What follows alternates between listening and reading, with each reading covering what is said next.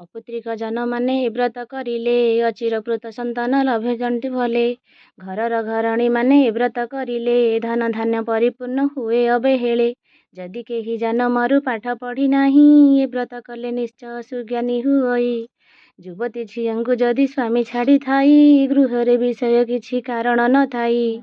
ଏହି ବ୍ରତ ସେଇ ଝିଅ କଲେ ଶନିବାରେ, ନିଜେ ସ୍ୱାମୀ ଆସି ଡାକି ନିଅନ୍ତି ଯେ ଘରେ। ଶାଶୁ ଘର ଯାଇ ମଧ୍ୟ ବ୍ରତ କରିଥିଲେ, କୌଣସି ବିପଦ ଯେ ପଡ଼େ ନାହିଁ ଭଲେ। ଗୃହର କରତା ଯଦି କରେ ଏହି ବ୍ରତ, ନିଜଞ୍ଜାଳେ କୁଟୁମ୍ବ ହୁଅନ୍ତି ପାଳିତ। ଇହକାଳେ ସରବଦା ସୁଖ ଭୋଗ ପାଇ, ପରକାଳେ ସେ ବଜାଇ ବୈକୁଣ୍ଠ ବସଇ। ବଞ୍ଚିଥିବା ଯାଏଁ ଯେ ଧନ ଜନ ପରିପୂର୍ଣ୍ଣ, ରୋଗ ସକାଦି ତା ଘରେ ନ ପଶେ ନିଦାନ। ବୃଦ୍ଧ ଅବସ୍ଥା ହୋଇଲେ ପ୍ରତିଦିନ ଯାଇ, ଗୋଟିଏ ମୁଣ୍ଡିଆ ମାରି ମନ୍ଦିର ଆସୁଥାଇ।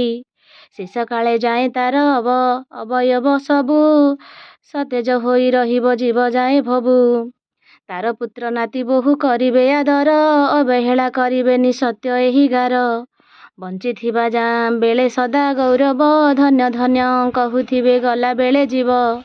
ଧନ ପଚାରୁ ଅଛନ୍ତି ଚଇତନେ ଯାଇ, ଏହି ବ୍ରତ କରି କେହୁ ଧନୀ ଥିଲା ହୋଇ। ବ୍ରତ କରି କେହୁ ପାଇଥିଲା ଜ୍ଞାନ, ନିସନ୍ତାନରୁ ସନ୍ତାନ ଲଭି କେଉଁ ଜନ। ଜନମରୁ ମୂରୁଖ କେ ଥିଲା କହ ମୋତେ, କିପରି ପଣ୍ଡିତ ହେଲା ବୁଝାୟ ତୁରିତେ। ଏହି ବ୍ରତ କେଉଁ କନ୍ୟା କରି ଶନିବାରେ, ଉତ୍ତମ ବର ପାଇଲା କହ ମୋ ଆଗରେ। କେଉଁ ବୃଦ୍ଧା ମନ୍ଦିରକୁ ପ୍ରତିଦିନ ଯାଇ, ମୁଣ୍ଡିଆ ମାରି ନ ଫଳ ପାଇଥିଲା କେହି। କେଉଁ ଗୃହିଣୀଟି ଥିଲା ଏହି ବ୍ରତ କରି, ଧନରେ ଜନରେ ତାର ଘର ଥିଲା ପୁରୀ।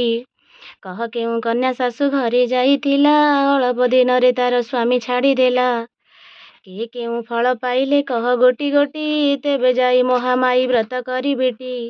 କହୁଛନ୍ତି ଚୈତନ୍ୟ ଶୁଣ ମନ ଦେଇ, ସବୁ କଥା ତୋ ଆଗରେ ଦେବା କହିବା ବୁଝାଇ। ପ୍ରଥମରେ ବୁଝାଇବା ବ୍ରତର ନିୟମ, ତାପରେ ପୁରିଲା କେଉଁ ପରି ମନସ୍କାମ।